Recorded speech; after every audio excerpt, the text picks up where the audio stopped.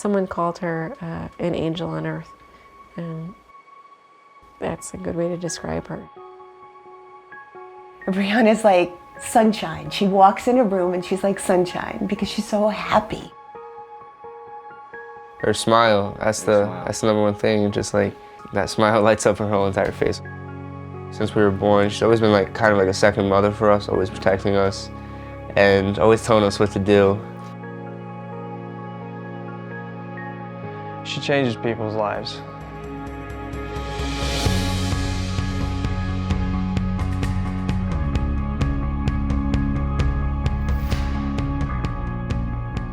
Well, I'm Brianna Worden, and I like to sing, but I get a little nervous in front of people. She loves pigs, to the point that she will not eat pork. When she found out that bacon was pork, she nearly died. I think she cried for like a good hour. I knew something was wrong with her at birth, but I didn't know what exactly it was. She was born with all of these birthmarks. And I noticed a lump in her arm, and quickly it turned to 3 lumps. And her life early was trying to figure out what this was and get an actual diagnosis. And we found out later on that it was neurofibromatosis. It's a genetic disorder that causes tumors to grow throughout the nervous system. My arm is covered in tumors. It's basically my entire left side, except my legs. That took us from local doctors to doctors in Westchester, about 2 hours away, to Tulane University in New Orleans. It was a horrible experience because at that doctor's visit, here we are, we're thinking, help us with this child, and the first answer was basically, we're going to have to cut her arm off. We said, no thank you, we'll get a second opinion. We basically just left. Did a lot more research and found the doctors at the Boston Children's Hospital. They were phenomenal and are phenomenal in her care. I had 3 surgeries total on my arm, 2 around the top part, and the second one was this area down here. I mean, that went so phenomenally well that they decided to take more off the lower portion. And she had something called complex regional nerve pain syndrome.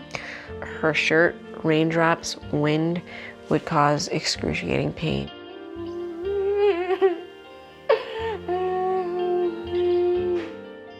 I think that was probably one of the hardest challenges that we've faced with NF.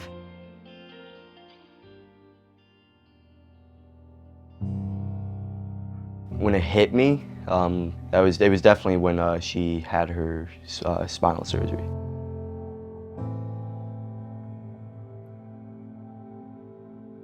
Her back was straight for years and years and years, and she developed a curve, and that curve turned into 2, and it was literally twisting off her spinal cord. And it turned into an S, so you can see it's like this. They told us if she didn't have surgery, she could be paralyzed. If she did have surgery, she could be paralyzed. So it was like a 50-50, what do we do? And she said, well, there's a chance that I will walk, Mom, so let's go for it.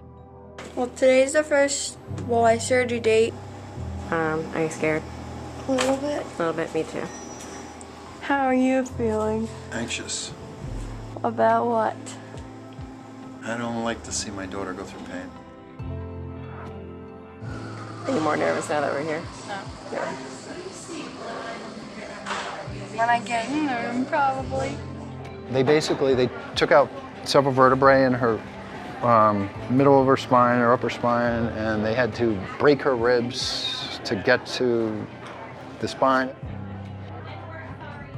During the process, at one point, she flatlined.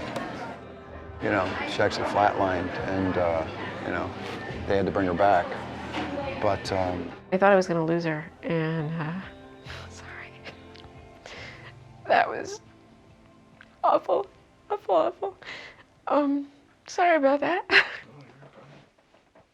This is now my spine. It hurt, but I was still so thankful to have him. They said if I didn't have the surgery, my spinal cord, it would have broke. I'm feeling very sore. So if you have surgery, know it's gonna be okay in the end, but it's gotta get worse to get better. It really does. And I hope whoever's watching, whenever you see this, I hope you just try and make light of the situation, because I kind of do look funny. And just try and smile and have a good day. Today I'm very sore and it's been a little rough day. But you always gotta try and stay positive even when you're sore. That's how I look at it.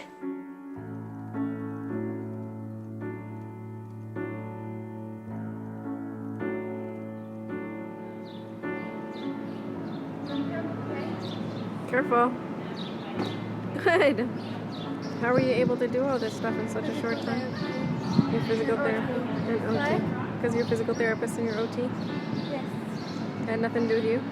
Oh, and me trying. When asked what her pain is, and they'd say, you know, on a scale from 0 to 10, 10 being the worst pain you're in, give me a number, and she'd smile and say, like, an 8, you know. Just as much as she expresses all the time positivity and, you know, kick ass, Brianna, there are moments of, oh, wow, I wish I could have had that opportunity. Then that's when I had the malignant tumor. It appeared. This right here was the malignant sheath tumor. And they had to go through my, the throat, and they had to separate everything. And when they did that, my vocal cord became paralyzed. It's a risk of the surgery, always when you put a trach tube in. They looked at me and said, you're probably never going to be able to talk normal again or sing. And I remember that was the hardest thing I ever heard. That was worse than the spine surgery. And she couldn't speak, let alone sing, and that was horribly devastating to her. I think probably her biggest challenge with NF was that moment when they said, you might never be able to sing again.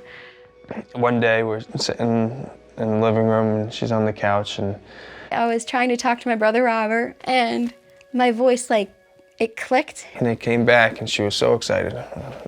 So excited. And I told the world to see me, 'cause I don't think that they'd understand. When everything's meant to be broken, I just want you to know who I am. Bri got into some pageants locally. A friend of hers was doing pageantry. She got the bug for it. I thought, you know what? I'm gonna just try a pageant and see what happens. And I was young. I didn't win. I kept trying and trying, and I wasn't winning. She walked in and she had her dress on with her arm showing and some of her scars, and she got a lot of looks, a lot of snickering, and she just kept smiling, and she was sweet as pie to everyone. And my platform is Neurofibromatosis. I am a spokesperson for NF, and I have this disorder. I want to teach you that you can look different in any way. Don't let anybody put you down. You are beautiful. Thank you. I ended up winning, and I was really happy. I thought, wow, I can actually make a difference. And as soon as I won Miss Teen New York, more people wanted to listen about NF. I am so grateful to hear, when I talk to the judges, as beautiful as she is, what really is striking to them is the person that's inside.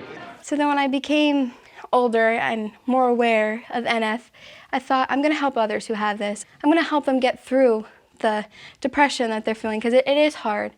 I just want them to know that I went through this, and so can they. You know, I at one point thought she'd be this girl that would be living with me until the day she died, and I would be the person seeing her die, and no parent should go through that. To see her graduating high school and studying psychology to work with sick kids is just the most beautiful thing, and I'm so proud of her. And you know, I know that whatever time she has on this planet, she's gonna rock it. She's gonna make the best of it, and pretty lucky.